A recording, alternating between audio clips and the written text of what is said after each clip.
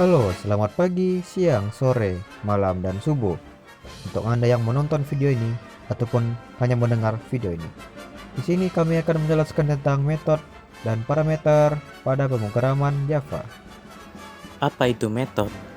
Sebenarnya tanpa kita sadari, kita sering menggunakan metode, yaitu pada sintaks shout atau sistem out print. Nah, jadi metode yang sering kita gunakan yaitu print buka kurung tutup kurung ini.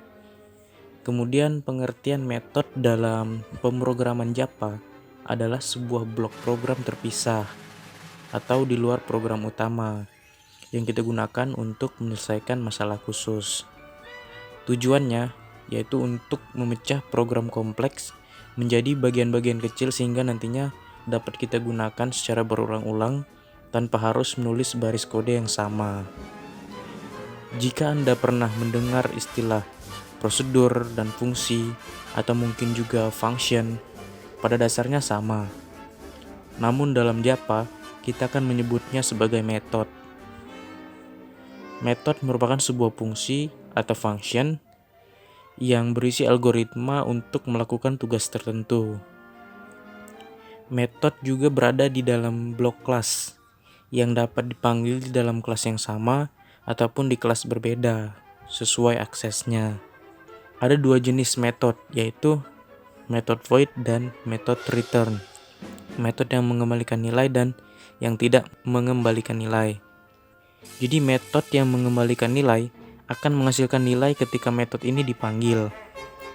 Untuk mengembalikan nilai harus atau diwajibkan menggunakan keyword return. Kemudian tipe data metode yang dikembalikan harus sama dengan tipe data nilai yang dikembalikan. Berikut merupakan contoh metode yang mengembalikan nilai. Yang dimaksud mengembalikan nilai ini merupakan adanya nilai yang dihasilkan dari sebuah perintah yang dikerjakan oleh sebuah metode. Syarat membuat metode yang mengembalikan nilai adalah yang pertama, adanya tipe data metode. Yang kedua, adanya parameter. Yang ketiga, adanya keyword return. Dan tipe data nilai kembalian sesuai dengan tipe data metode.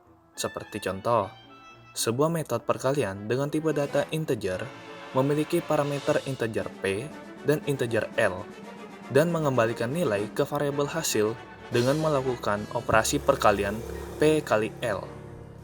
Metode juga dapat di-overloadingkan, yang berarti nama metodenya boleh sama, tetapi parameter atau tipe data yang berbeda, seperti contoh berikut ini. Metode yang tidak mengembalikan nilai. Metode yang tidak mengembalikan nilai biasanya hanya berisi deklarasi atau penampilan tugas yang tidak mengembalikan nilai. Tidak ada tipe data metode sehingga harus dideklarasikan dengan keyword void. Void adalah metode yang tidak memiliki nilai kembali atau return. Biasanya tidak untuk mencari nilai dalam suatu operasi. Untuk mendeklarasikannya, kita harus menambahkan kata kunci void. Agar metode tersebut dapat berjalan, kita perlu memanggilnya pada metode main. Kita harus membuat objek dari kelas yang kita gunakan terlebih dahulu, lalu panggil pada metode main. Berikut contoh metode yang tidak mengembalikan nilai. Sebuah metode yang tidak mengembalikan nilai biasanya hanya berisikan deklarasi atau penampilan tugas yang tidak mengembalikan nilai. Syarat membuat metode yang tidak mengembalikan nilai adalah yang pertama, adanya keyword void. Yang kedua, tidak ada tipe data metode. Yang ketiga, tidak ada keyword return, seperti contoh berikut ini. Berikut cara memanggil dan menjalankan metode di dalam Java. Jika kita ingin memberikan nilai ke metode yang mengembalikan nilai, maka deklarasikan variabelnya terlebih dahulu dan berikan nilai pada variabel tersebut. Namun, ini tidak wajib. Kita dapat langsung mengisi nilai pada metodenya jika diinginkan. Lalu buat variabel objek baru dari kelas yang terkait pada metode. Pada variabel objek, gunakan titik untuk memilih metode. Lalu isi nilai pada parameter metode yang mengembalikan nilai. Metode yang tidak mengembalikan nilai tidak perlu mengisi parameter. Berikut hasil dari program yang telah dibuat.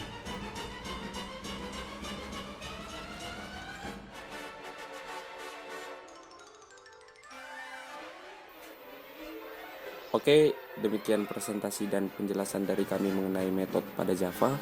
Jadi, pada intinya metode adalah sarana bagi programmer untuk memodularisasi, artinya membreak atau memecah program kompleks menjadi bagian yang kecil-kecil sehingga nantinya dapat digunakan berulang-ulang daripada menulis beberapa baris kode yang sama. Sekian dari kelompok kami, mohon maaf bila ada kesalahan dan jangan lupa untuk tetap jaga kesehatan dan hashtag di rumah aja. Assalamualaikum warahmatullahi wabarakatuh.